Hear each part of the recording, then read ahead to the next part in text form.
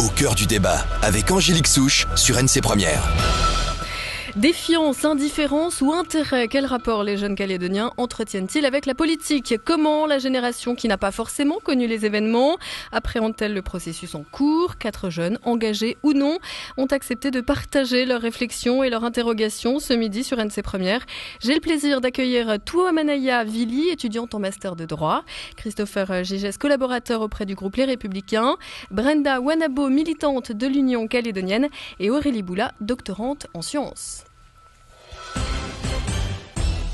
Merci à tous les 4, sincèrement, c'est pas forcément votre quotidien de venir parler au micro. Merci d'avoir accepté notre invitation. Je précise à nos auditeurs que pour la première fois, c'est donc un essai, cette émission est à suivre en direct et en vidéo sur notre site internet, donc ncpremière.nc. Alors pour entrer dans le vif du sujet, tout simplement, chacun à votre niveau, quelle est la place finalement de la politique dans votre quotidien ? On va peut-être commencer par ceux qui font déjà de la politique, entre guillemets. Honneur aux dames, Brenda Wanabo, donc vous êtes notamment à l'UC en charge justement des jeunes du parti. Aujourd'hui, la politique, qu'est-ce que ça représente pour vous ?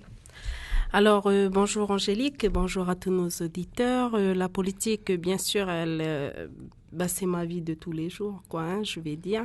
La politique... Elle nous entoure, la politique, quand on veut, justement, quand les jeunes veulent un terrain de foot, quand ils veulent un aire de jeu, ça dépend de la politique, puisque on a besoin des décisions politiques pour pouvoir mettre en œuvre chaque chose que l'on veut pour notre quotidien. Donc, nous, à l'Union calédonienne, bien sûr, avec les jeunes, on fait ce travail-là d'information, de sensibilisation, et puis on fait un travail au quotidien avec eux par rapport à la politique d'aujourd'hui, Et vous, ça fait combien de temps que vous avez fait ce cheminement de finalement peut-être électrice lambda à militante en action ? Alors moi, pour ma part, la politique, je la vis depuis ma naissance, j'ai envie de dire. C'est une affaire de famille. L'Union calédonienne, ça a été beaucoup le parti de mon grand-père maternel et de ma famille en général. Et du coup, on grandit, on écoute les histoires politiques à la maison. C'est un peu notre quotidien, Et du coup, j'ai Donc, vécu... il y a une sorte de relève, finalement. De relève un peu. Et c'est surtout que j'ai fait mes études, je suis partie en France, j'ai étudié là-bas, je suis revenue, moi, en 2013. Et dès que je suis rentrée en 2013, en juin 2013, je me suis lancée directement en politique, Christopher Gigès, alors je le disais, vous êtes collaborateur des Républicains, vous accompagnez notamment Sonia Backès dans son parcours. Quel est vous finalement le déclencheur ? Pourquoi à un moment donné, vous aussi, vous êtes engagé ? C'est un peu comme Brenda, je pense que j'ai toujours voulu faire de la politique en fait. Quand vous m'avez invité à l'émission, j'ai essayé de me souvenir le moment exact en fait où quand j'ai décidé de m'engager pleinement dans ce métier qui est devenu une vraie passion. Donc j'ai repensé en fait au moment de ma scolarité, quand il fallait remplir sur la fiche quelle profession vous voulez faire. J'ai toujours mis peut-être je voulais faire de la politique. Ça. Qu'est-ce qui vous attirait là-dedans ? C'est quelque chose, c'est la politique en soi ou c'est aussi par rapport à l'histoire du pays ? C'est deux choses. C'est le désir de faire, c'est de dire avec la politique on peut faire des choses, on peut faire bouger la société, on peut faire avancer nos idées. Et on a quand même un contexte qui est particulier en Nouvelle-Calédonie. Et bon là peut-être que Brenda me rejoindra pas sur cette question. Mais je veux pas dans quelques années me retourner et voir une Nouvelle-Calédonie que je veux pas forcément. Pour les Républicains, c'est garder une Nouvelle-Calédonie française. Donc le sens de mon engagement politique, c'est surtout celui-là, c'est sur le maintien de la Nouvelle-Calédonie dans la France. Et à 2 ans de la sortie de l'accord de Nouméa, je pense qu'il y a une importance que les jeunes s'impliquent dans à différents niveaux, que ce soit comme collaborateur, que ce soit comme élu, que ce soit au niveau des étudiants, mais s'impliquent vraiment dans la vie politique pour voter en âme et conscience dans 2 ans sur la sortie de l'accord de Nouméa. Vie politique dans le sens premier, vie de la cité.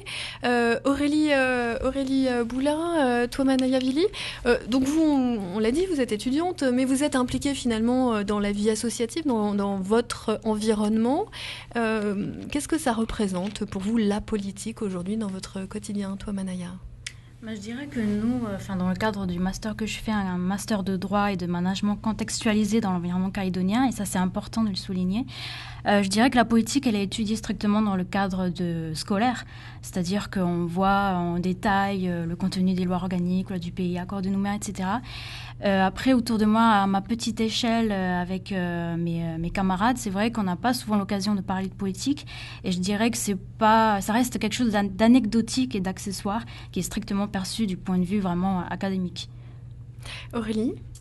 Alors moi, je suis plus pas du tout académique. Mon niveau en politique, je suis. On fait pas de politique en sciences. Ah oui, non, en sciences, on est un peu dans notre bulle et c'est un grand regret c'est un constat qui est vraiment assez négatif parce qu'en sciences, on est un peu dans notre bulle.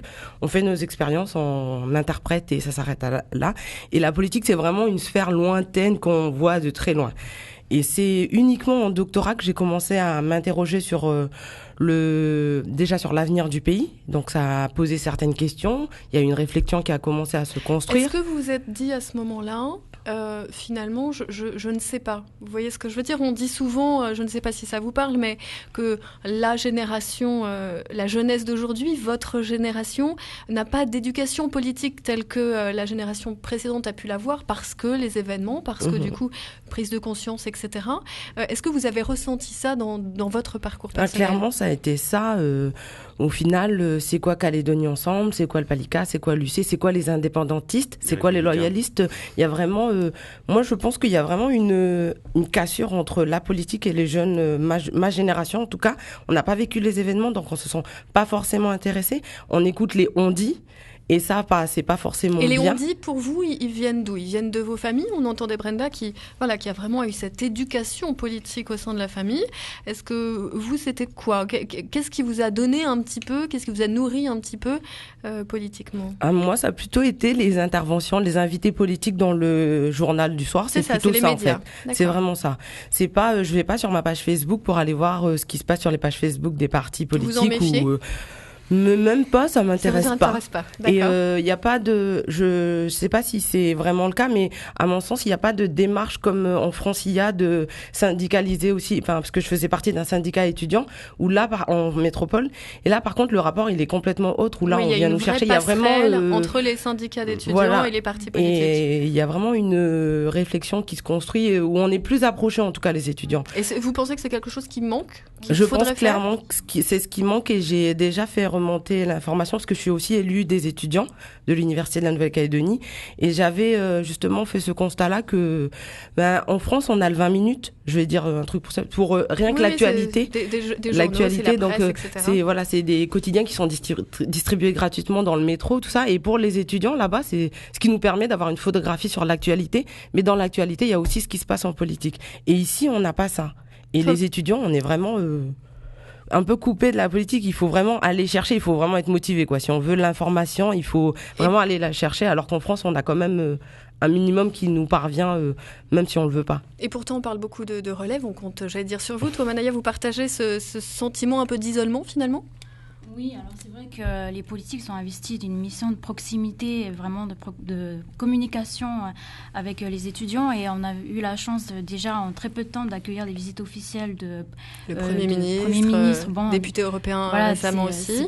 C'est pas des personnalités quelconques et le fait que ces personnes aient été vraiment s'inscrire dans une démarche de volonté d'échange avec les étudiants, c'est quelque chose qui nous a vraiment étonnés et marqués puisqu'on n'est pas habitué à ça. Et en même temps, des officiels calédoniens étaient là, on voyait bien que c'est pas le même rapport, quoi.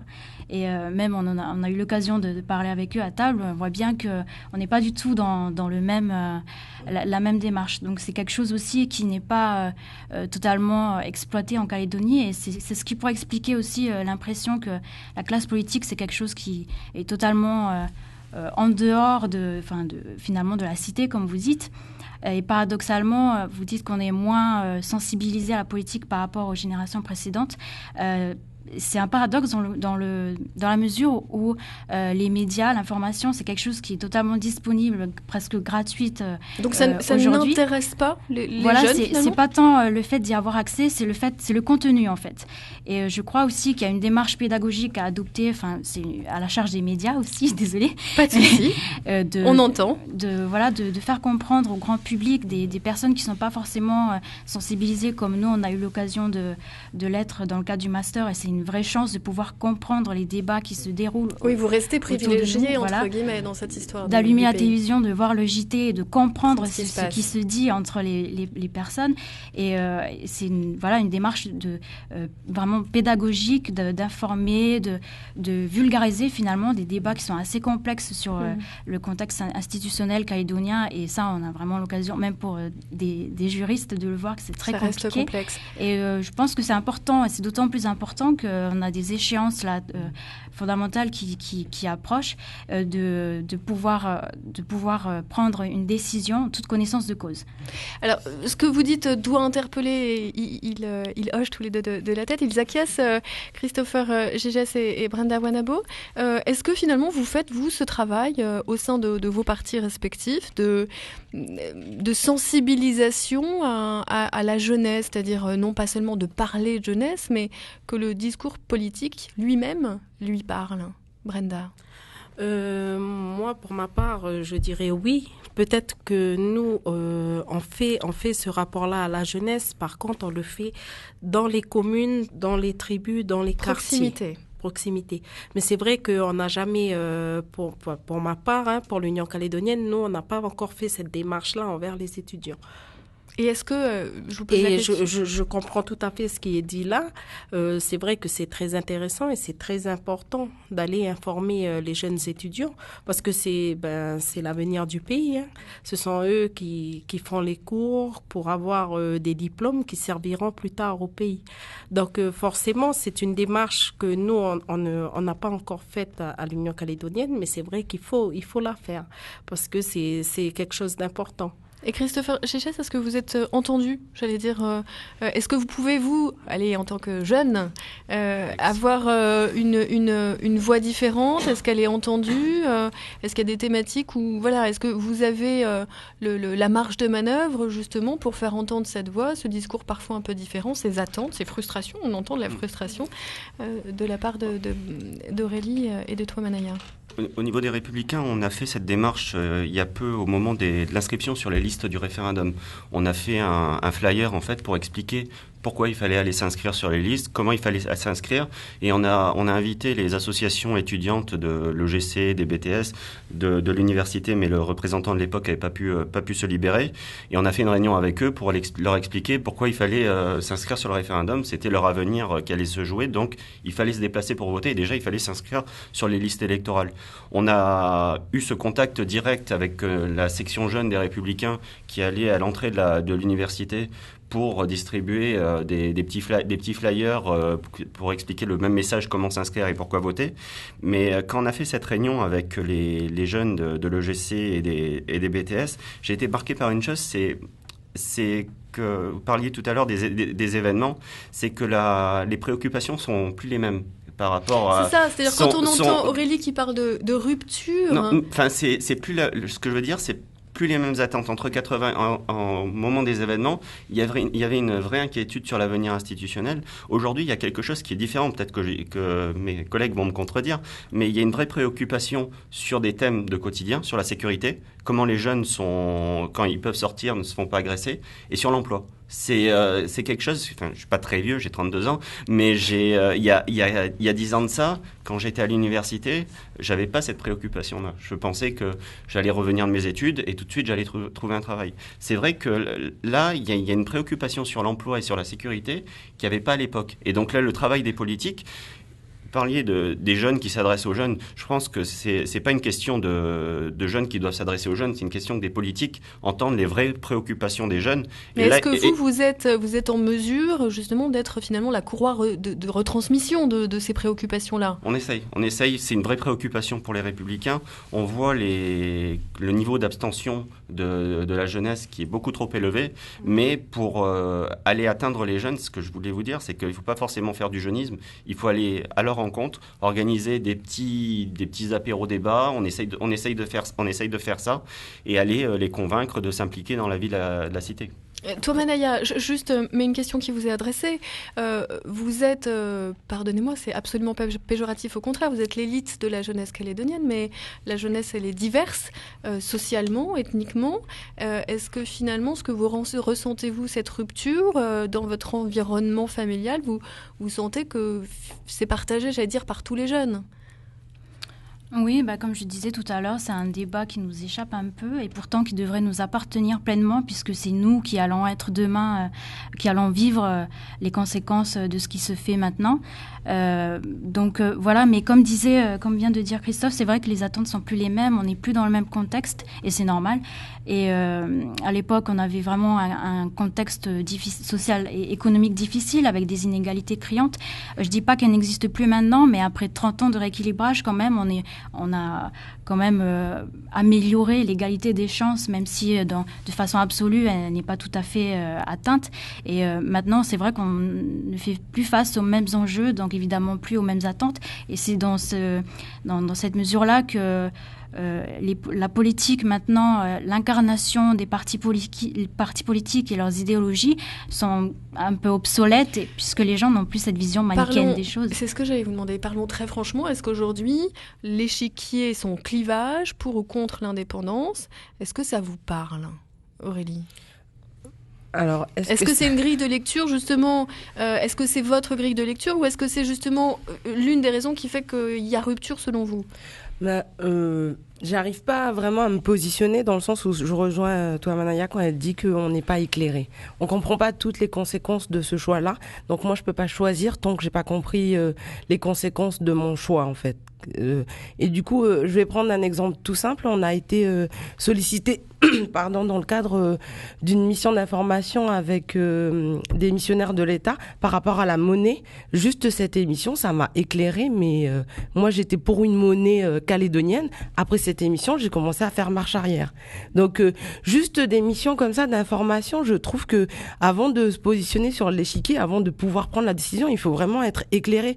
Et je regrette le fait que ça soit pas vulgarisé. Nous, c'est un exercice qu'on fait tout le temps dans le domaine de la recherche, vulgariser nos travaux pour justement atteindre le plus de personnes. Et je pense que les politiques devraient vulgariser leur discours et simplifier. Je sais que c'est compliqué, je sais que c'est difficile, mais c'est à ce stade-là, on peut pas ne pas faire ça. Alors, j'en profite juste pour donner l'information, puisque les experts de l'avenir institutionnel, notamment messieurs Chris Nartemer, reviennent la semaine prochaine. Il y aura 2 séances vraiment ouvertes au grand public, aux Calédoniens, l'une au Congrès, l'une à l'université. On vous donnera bien sûr les informations sur cette antenne. Christopher Gigès, vous vouliez réagir ? Oui, j'allais parler de la réunion. Je vous ai coupé l'arbre sous le pied. Un petit peu. Mais non, surtout sur la question de la vulgarisation, ce qu'on a voulu faire au niveau des Républicains, c'est d'ouvrir une page Facebook sur ces groupes de travail qui sont faits au Sahara avec les différents missionnaires, où il y a le travail sur la monnaie, sur les compétences régaliennes, sur les relations internationales, ou sur tout un tas de sujets. Donc on a voulu mettre en ligne l'ensemble des documents qui sont donnés dans ces groupes, avec les questions, les rapports, et avec une sorte de vulgarisation. Bon, on communique peut-être pas assez dessus parce que vous n'êtes pas au courant de cette page, mais on cherche vraiment à avoir le maximum de transparence et le maximum de vulgarisation pour que les Calédoniens, et notamment les jeunes, s'imprègnent de ces débats qui les concernent en fait. J'insiste sur la diversité des jeunes. On associe souvent dans le débat public jeunesse et délinquance, parce que voilà, c'est une réalité aujourd'hui aussi, mais qu'est-ce que vous ressentez par rapport à ça ? Est-ce que des fois vous vous dites, nous aussi on est jeunes ? Toi Manaya ? Ou Christopher, qui a envie de réagir ? Non, c'est vrai que finalement, ce qui fait plus écho, qui fait plus parler de lui, ce sont ces dramatiques épisodes qui se répètent un peu trop souvent ces temps-ci de jeunes délinquants. Et du coup, on associe forcément à cette jeunesse tout un pan marginalisé de jeunes finalement qui sont exclus du circuit scolaire et donc forcément du marché de l'emploi. Donc évidemment, je pense que si on arrivait à associer un peu plus justement la politique et ses enjeux à une plus grande partie de la population, et notamment la plus défavorisée, celle qui est plus propice à vivre un climat social un peu compliqué et familial aussi, je pense que si cette jeunesse-là sentait qu'elle était prise en compte, entendue, forcément on aurait cette frustration s'exprimerait d'une autre façon que par la délinquance. Brenda Malabo, comment on va la chercher, cette jeunesse que Tomanaya qualifie de peut-être défavorisée, et très clairement jeunesse des quartiers, jeunesse parfois des tribus, parce que là, les étudiants, finalement, j'allais dire, le travail peut être relativement facile. Ils sont là, ils sont en demande. Oui, alors moi, d'abord, je vais revenir sur ce qu'elle disait Tomanaya, pardon. Par rapport à cette jeunesse-là, pour ma part et pour l'Union calédonienne, les jeunes de l'UC, on en a beaucoup parlé de cette jeunesse qui sont en difficulté. Vous vous sentez en rupture avec elle, avec cette jeunesse-là? Pas forcément en rupture. On fait un travail pour aller les chercher, cette jeunesse-là. Mais ce que je voulais dire au départ, une jeunesse en difficulté en Nouvelle-Calédonie, c'est pareil qu'une jeunesse en difficulté en France ou partout dans le monde. Hein.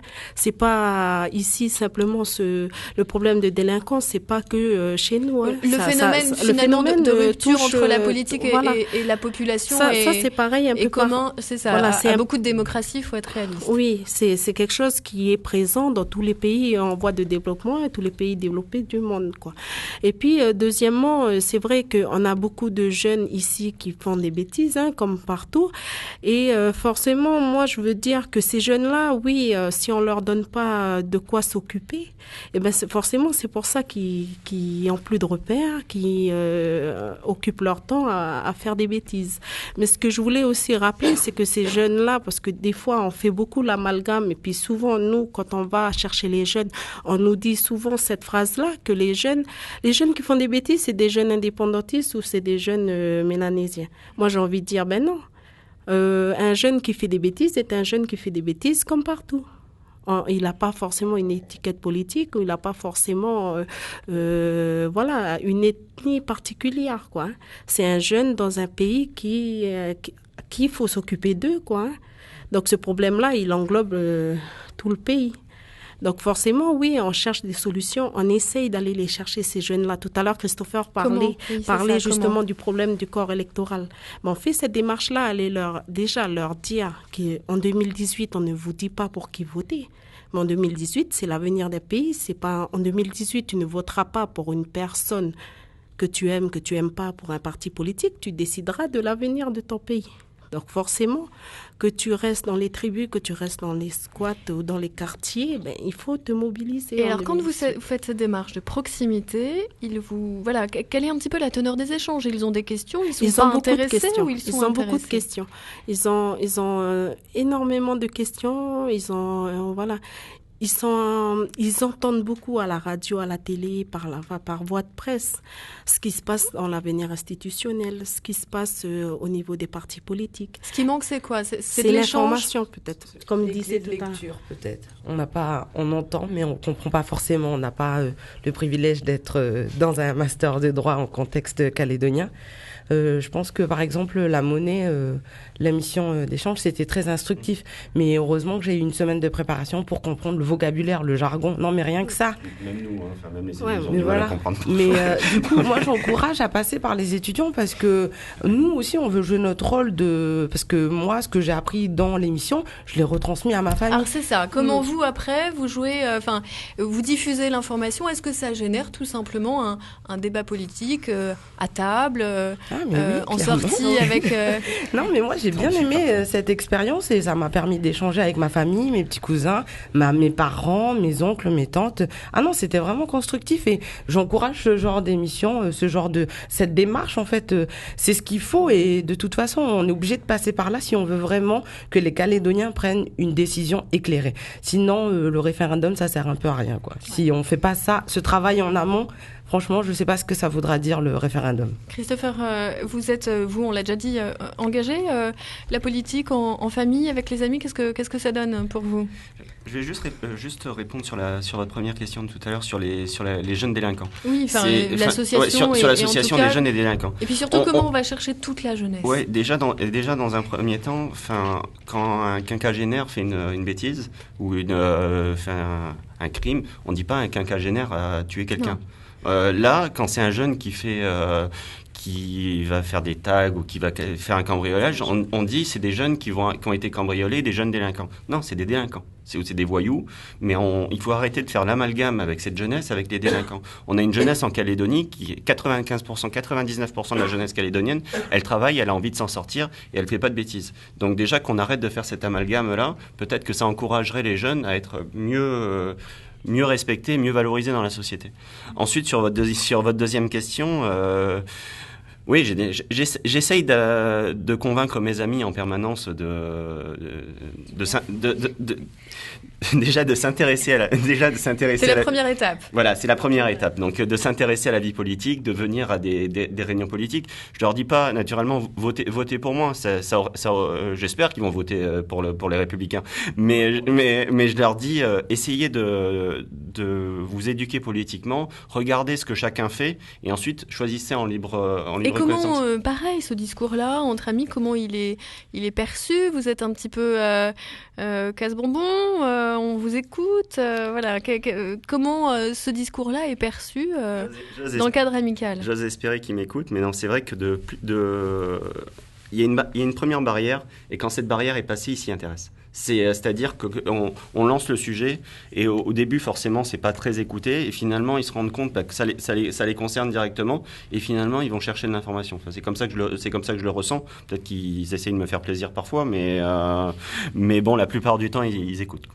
Alors, j'aimerais qu'on parle de vos engagements aux uns et aux autres et de comment vous vous projetez. Quand on ne fait pas, on a entendu, Aurélie et toi, Manaya, vous êtes, vous, dans une position d'attente, d'information. Comment vous voyez votre engagement, alors politique au sens de la société, pour les prochaines années ? C'est déjà distiller de l'information autour de vous, Aurélie ? Oui, moi, c'est vraiment le rôle que j'essaye de jouer.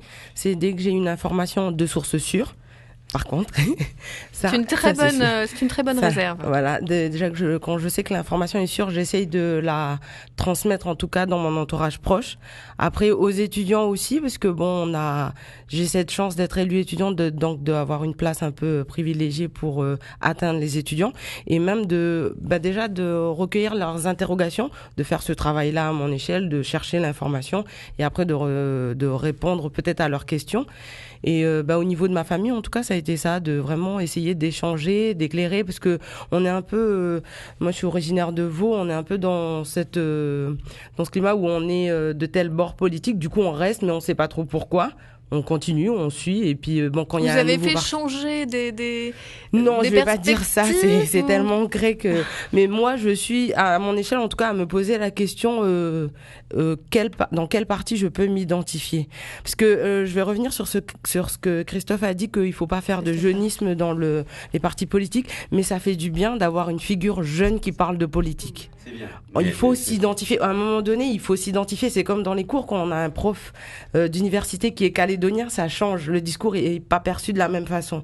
Donc, je dis pas qu'il faut faire du jeunisme, mais il y a un juste équilibre où on a besoin aussi, au niveau de la jeunesse, d'avoir des invités politiques jeunes. Aujourd'hui, vous sentez un besoin, voilà. Est-ce que la classe politique ne vous parle pas? Vous ne pouvez pas vous identifier à elle? Mais il y a tellement de passés politiques, de rumeurs. En fait, on va dire que quand on va voir un nom ou une personne, on va se fermer.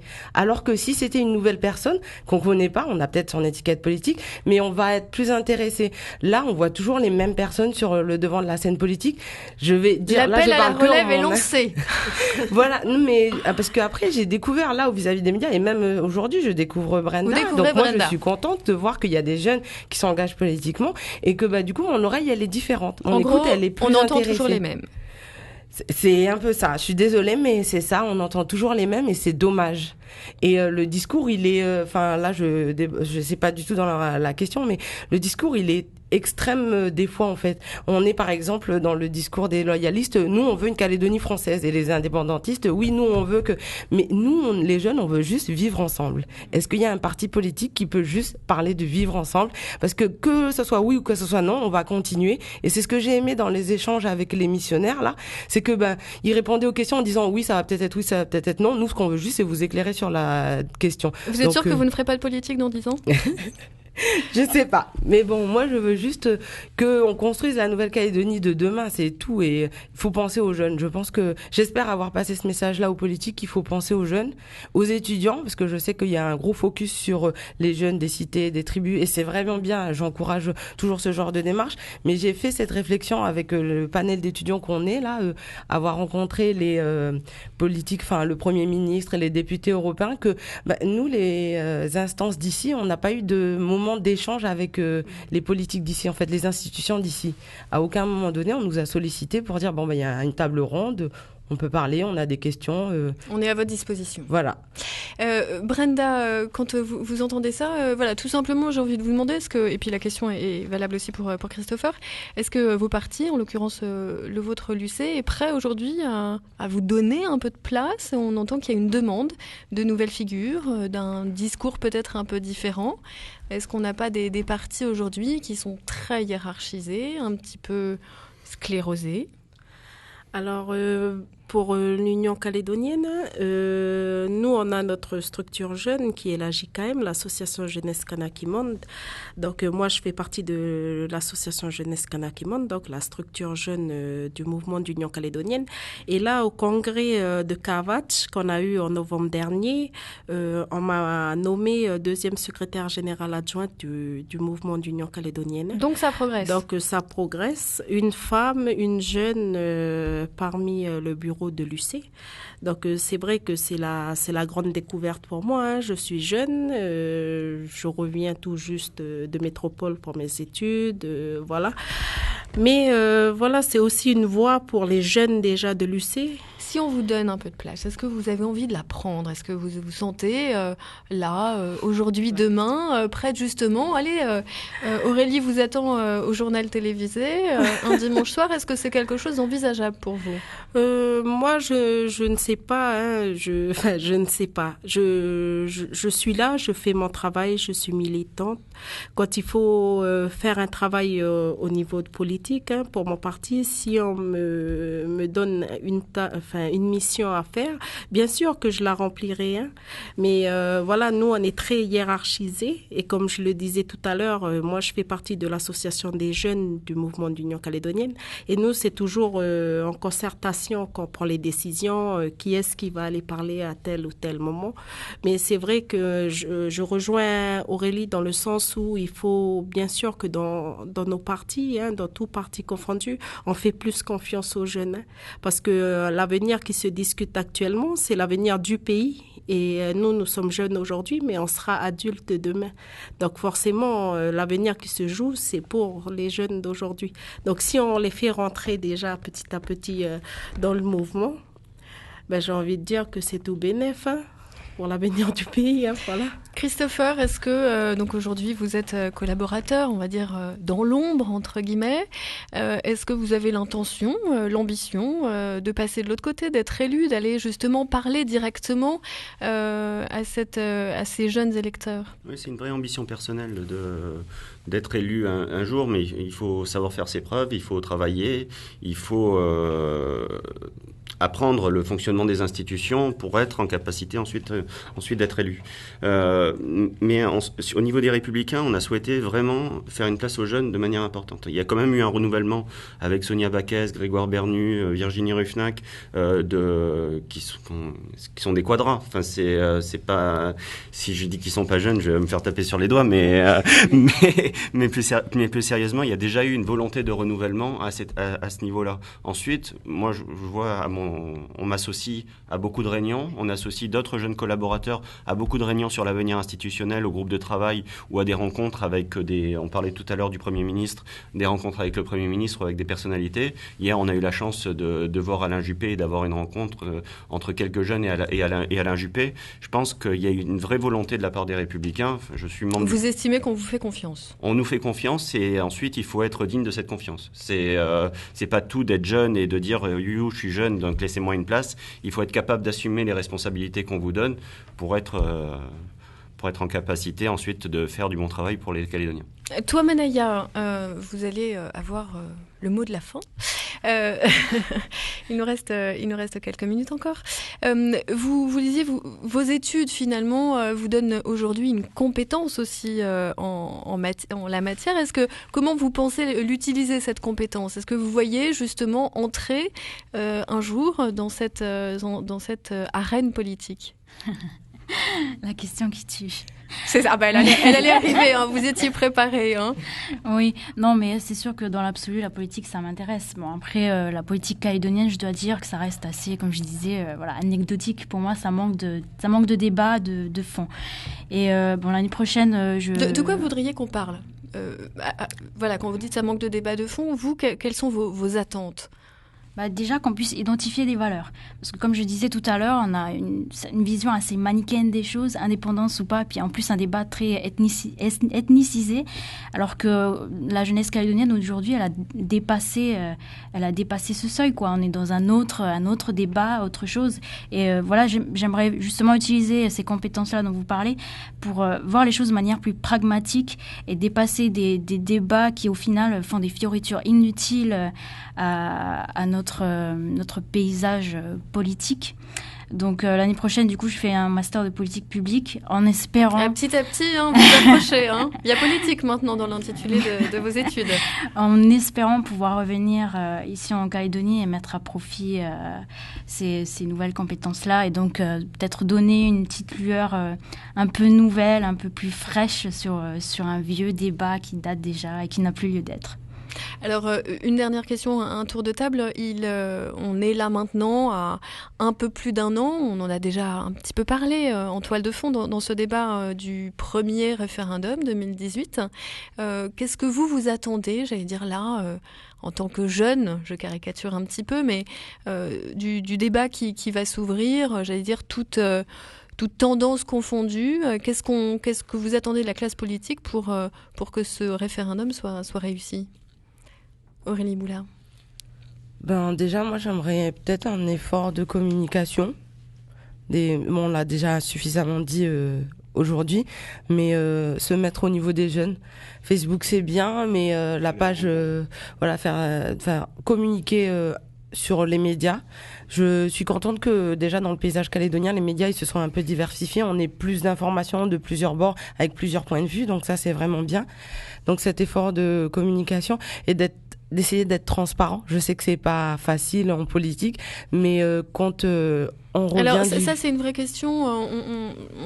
On dit souvent tout se passe à Paris et puis il y a des choses qui marchent à Paris, ça marche pas ici. Puis de toute façon ils s'arrangent entre eux parce que ils se connaissent tous, c'est un petit pays. C'est un petit peu entre guillemets café du commerce, mais c'est quelque chose que vous ressentez vous comme ça ? Oui, comme on parlait du comité des signataires, moi j'ai eu ce que j'ai entendu c'est qu'ils se sont mis tous d'accord. Quand ils sont revenus, on dit mais ils se sont mis d'accord sur quoi ? Donc juste ça, c'est des petits trucs qui font que je commence à j'ai commencé et je continue de me méfier des classes politiques. J'ai envie de m'engager, mais vu l'état actuel des politiques, j'ai dit non. C'est pas assez transparent pour moi. Il y a trop de flou. Moi, en science, on aime bien quand c'est carré, c'est net. On a des résultats, on interprète, et ben pareil. Pour moi, en politique, faut qu'on dise ça et qu'on s'y tienne. Là, il y a eu des changements dans les discours des politiques. Il y a 2 ans, ils disaient ça, là, ils changent. Mais c'est pas un compromis, c'est carrément, ils passent d'une position extrême à une autre au niveau du nickel. Du coup, moi, c'est franchement, de ce que je perçois, ça me décourage un peu. Ça encourage une méfiance, en tout cas. Et voilà, moi, j'aimerais juste qu'ils soient transparents, que quand ils disent quelque chose, qu'ils réfléchissent à la portée de leurs paroles, parce que moi, je prends ça comme argent comptant. Un politique dit ça au journal télévisé, ben, c'est forcément vrai. Et après, quand je vois qu'ils se retournent leur veste, bon, voilà. Donc, s'ils veulent que les jeunes leur fassent confiance, c'est comme un enfant, hein, c'est l'éducation. Si les actes suivent ce qu'ils disent, voilà, c'est ça. Toi, Manaya. Oui, si je puis me permettre, ce que vient de décrire Aurélie, là, c'est quelque chose qui se fait partout, quoi. Je veux dire, c'est pas propre à la Calédonie. Maintenant, cette méfiance, elle est certainement entretenue par l'effet de proximité. C'est que peut-être quelqu'un connaît quelqu'un qui connaît quelqu'un qui connaît... Donc. Oui, voilà. Et puis, pareil pour les conflits d'intérêts entre politiques et des personnes qui ont des intérêts dans des entreprises, etc. Donc, c'est sûr que cet effet de proximité-là, ça arrange pas les choses. Et puis, oui, certainement, c'est une question d'éducation aussi, parce que, comme pour Brenda, évidemment, la politique, ça s'apprend aussi à la maison. La sensibilisation à ces thèmes-là, c'est quelque chose aussi qui s'acquiert. Et donc, ça passe par l'éducation, la formation. Christopher, j'aimerais que vous répondiez à cette question de vos attentes. J'allais dire, en essayant d'enlever un petit peu votre étiquette, là, vraiment, en tant que jeune Calédonien de 32 ans. En tant que jeune Calédonien de 32 ans, ce que je souhaite pour le référendum, c'est qu'il soit incontestable. Et là, aujourd'hui, le travail qui est fait sur le corps électoral, sur les recherches de valeurs, parce que le travail qui est fait dans les missions d'experts, on travaille sur des convergences et des divergences et sur une charte de valeurs qui nous permettra pas d'éclairer le jour d'après, comme disent certains, mais de préparer un véritable statut pour une vingtaine d'années pour la Nouvelle-Calédonie. Et un des grands enjeux personnels pour moi, c'est d'essayer de mobiliser les jeunes pour qu'ils aillent voter à ce référendum. C'est leur avenir et la jeunesse calédonienne, elle doit s'exprimer à ce référendum-là.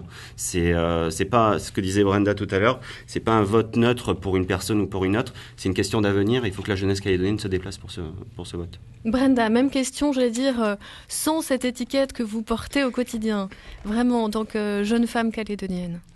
Je l'ai dit tout à l'heure, hein, moi j'appelle vraiment aussi, comme Christopher vient de le dire, j'appelle vraiment notre jeunesse à se mobiliser. Mais aussi, cette émission-là, elle est très intéressante pour moi, elle a été très enrichissante de rencontrer les deux jeunes étudiantes pour avoir aussi le ressenti des étudiants, hein, parce que c'est vrai que quand on est en politique aussi, on est jeune en politique aussi, on a des fois, on va essayer de chercher ceux qui sont dans les quartiers, dans les tribus, ceux qui sont à proximité de nous, et parfois on a des oublis, on oublie ceux qui sont à l'école, qui sont en train d'étudier justement pour devenir les futures élites du pays, quoi.